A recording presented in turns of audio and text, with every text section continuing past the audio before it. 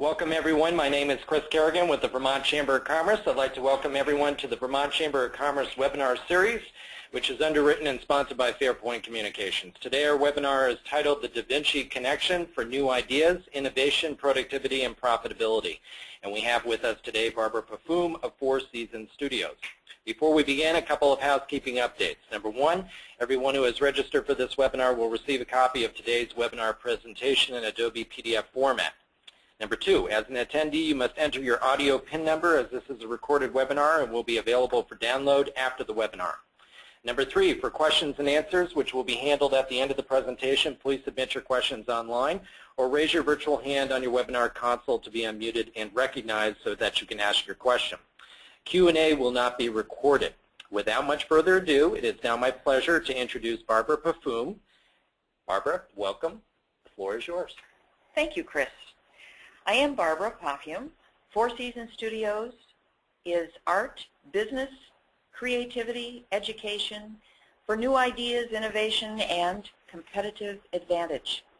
Our challenge today is to find innovative ways to increase our productivity and make our business sustainably profitable. Creativity is the cornerstone of commercial success.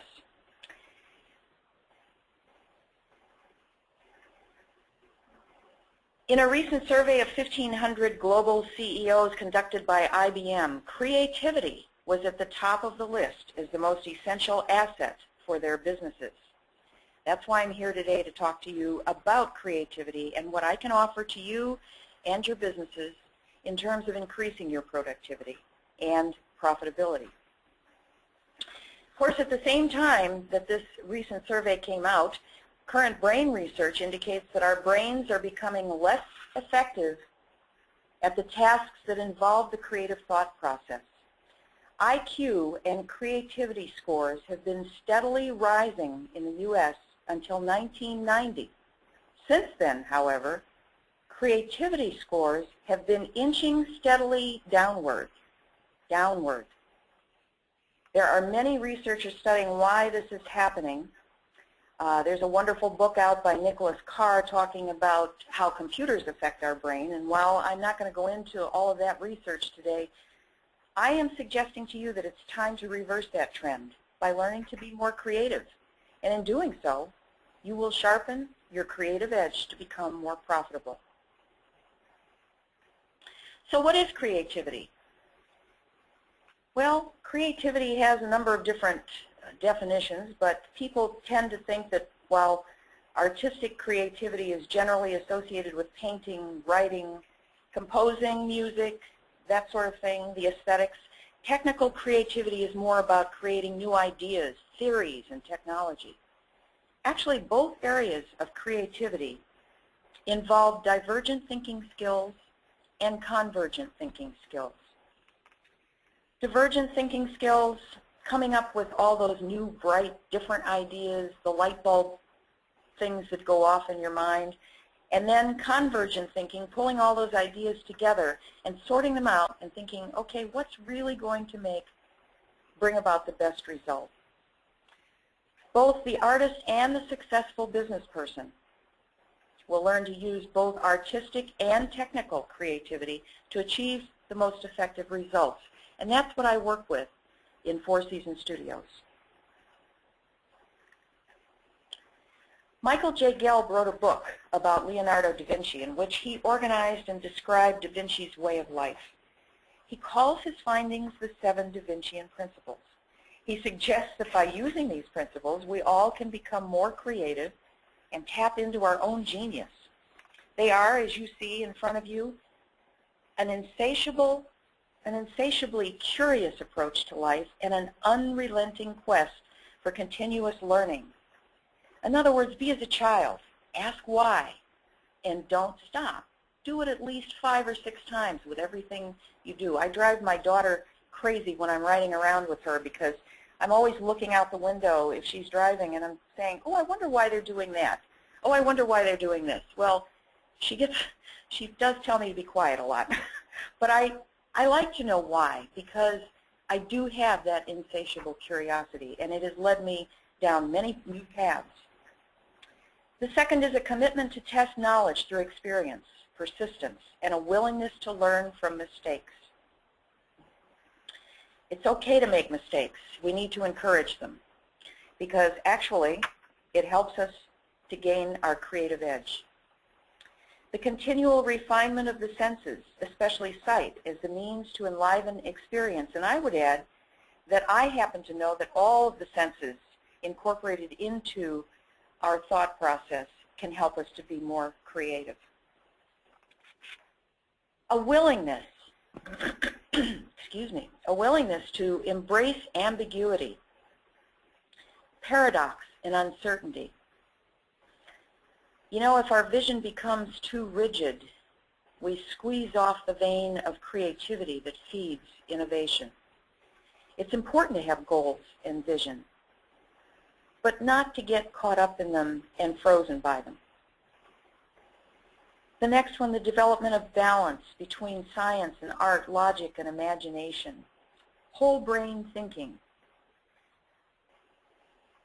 I'm taking a course right now in modern physics for non-scientists. I'm an artist. I am a businesswoman. I'm a number of things, but I've never studied physics, and I'm finding it fascinating, and it is leading me to all kinds of creative thought about other things that I'm doing in my life. The cultivation of grace, ambidexterity, fitness, and poise. The ambidexterity part I have to share with you. I teach art as well as business courses on creativity, and I have a student who's 92 years old, and he is left-handed. And it occurred to me many years ago when I was teaching him that everything I showed him, and I never touched people's paintings, but when I took a piece of paper beside and showed him brush strokes, I realized he was doing them in the opposite direction. He was left-handed. So I taught myself to be left-handed as well as right-handed so that I can show him and share what he needs to know and be more effective in doing so. In the process, it helped me and my creativity. Now the fitness and poise part of that, fitness I'm still working on. Poise, I think I have that. A recognition of and appreciation for the interconnectedness of all things and phenomena, systems thinking. Four Seasons Studios does incorporate art, business, and education. Da Vinci was, as you most likely know, a great artist, but he was also an architect, an inventor, a military engineer. He designed the first helicopter. Didn't have the technology to make it fly yet, but there it was.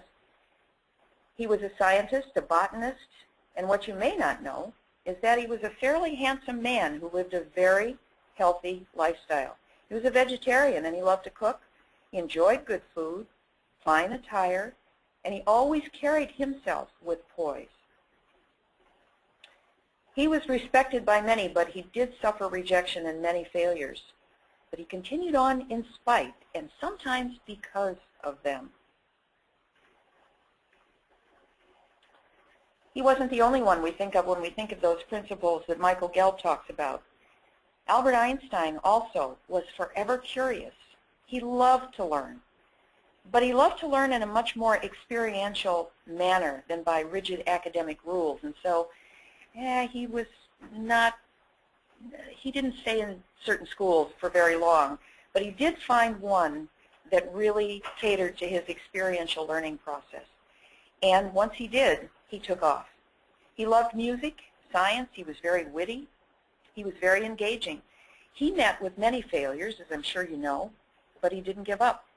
His search for balance led him to form the Olympian Academy, a small group of friends that he met with regularly to discuss philosophy and science. So how does this information help you to become more creative? The two examples of extraordinary men I just spoke of are historic examples of how creativity is inspired and used.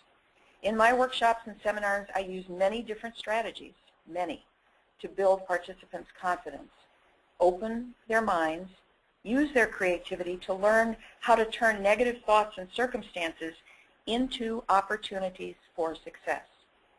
I create a non-threatening, inspiring environment in which people can do that. much, much better. Let's talk about some current companies who consider creativity to be the most important element of their business plan. Despite challenges, recalls, etc., you probably know that Toyota remains in the top 10 most profitable companies in the world. The quote from Kevin Roberts that I have up on the screen here: "Greatness comes to the biggest when they harness the spirit of the many." I like that quote. It points to Toyota's highly structured, customer-focused corporate system that inspires loyalty and quality production by inviting innovative ideas from everyone in the company. Toyota implements 1 million of those ideas a year. Creativity is not a buzzword there, but a way of life, and not a select program for just a few, but inclusive to all who work for Toyota. In their recognition of the interconnectedness of all things, their technology is now being used in hospitals to make the world a little bit better and safer. And they're inviting people, in fact, they just closed a competition to invite the common person to submit all kinds of ideas and thoughts about how to use their technology to help the world to be a better place. And I think that competition just closed last night. They'll use those ideas, you can be sure. They're not only concerned about making a great product, but how they can help society meet and solve challenges and make their innovations even more useful. I own a Toyota Prius, and I can tell you firsthand about their success in achieving their goals. Matthew May published a book about Toyota called The Elegant Solution, Toyota's Formula for Mastering Innovation. And I want to read a little bit of a quote from his book. "There's a slowly rising tide of creativity among today's workplace. More and more people are beginning to return to the almost forgotten Renaissance era of mastery.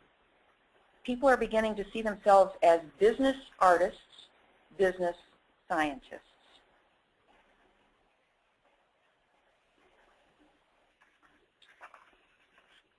In 2007, Microsoft Research organized the Human-Computer Interaction 2020 Forum.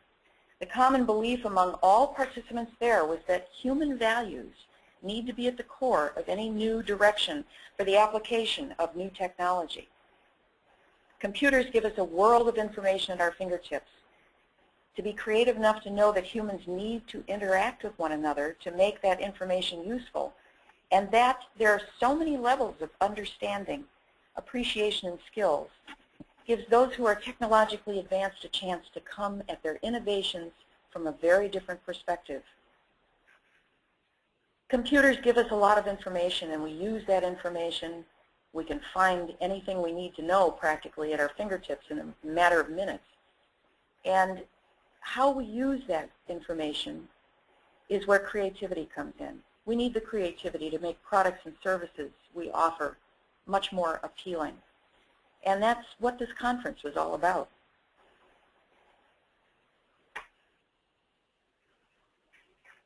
I'm going to give you a few more quick examples of companies who have taken a creative path to increase profitability through creativity. Maybe you've seen on TV recently Mack Truck CEO Dennis Slagle. He decided to become an undercover boss to get an unbiased view of why morale at his companies was so low. He worked in disguise, on lines and in production, and made quite a few mistakes himself, but he learned about what the process was. And he not only realized some major corporate mistakes that were being made, but also saw how innovative and unrecognized some of his production line people were.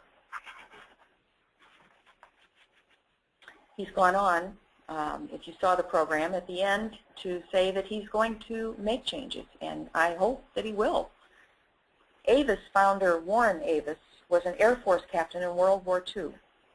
When he recognized the need for good rental cars to be located at airports, he would put his motorcycle in the bomb bay of his airplanes because he could never get from one place to another fast enough once he landed. He had very little money to fund his idea, but he used creative ad techniques such as convincing the airlines to put his pamphlets into the seat pockets of airplanes. They were the forerunner of the in-flight magazines. He hired women to work the counters. He got his business situated in highly visible areas of major cities and at major airports. He started all of this in his 20s, and he sold his business in his 30s for several $billions. A dental group wanted to thank their patients for inconveniences to them caused by a lengthy computer conversion. They sent their customers a box with a label saying there were no half-baked excuses for the problems their patients had encountered. When a patient opened that box, 6 cookies and another message explaining that the conversion had proven to be one tough cookie. Now, I like that kind of creativity. You've probably heard by now about VSAC, Vermont Student Assistance Corps. Before all the bad news came about national dissolution of guarantee agencies, VSAC used many creative strategies that Da Vinci would have applauded. They instituted an on-site fitness gym, hired yoga instructors and other fitness instructors. They built a cafeteria that uses much local food and offers healthy and tasty entrees with nutrition info to help employees stay fit. And now, facing an extreme budget crisis, they're working with as many creative strategies as they can find to keep people employed while maintaining transparency and keeping employees informed. They're not micromanaging, nor are they making promises they can't keep, but they are letting people know what's happening day to day and informing them, and coming up with all kinds of creative ways to keep people at their jobs or moving them in the company so that they still may remain employed. They still encourage their employees to be community-minded by continuing the mentoring program they have and the United Way campaign. And they also still find time to recognize every employee for their accomplishments and contributions to the company. Now granted, they don't take them out on a boat anymore for a dinner cruise, but they find other ways and are finding other ways, and they have committees of their employees working to do that. They're definitely working to make challenge into an opportunity.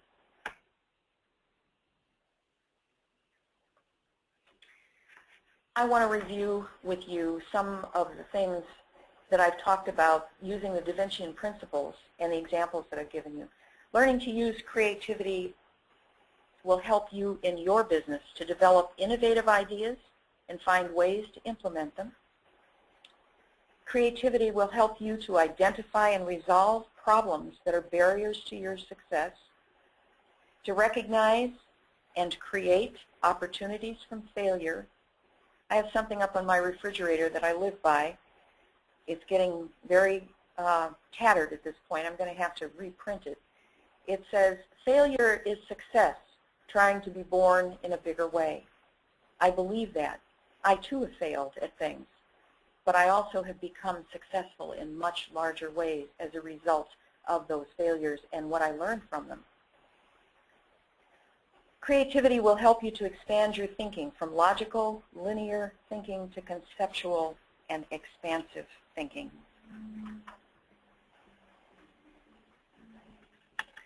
So what can I do to help you? What can Four Seasons do to provide you with some creative skills and talents that you can use to make your particular area more profitable?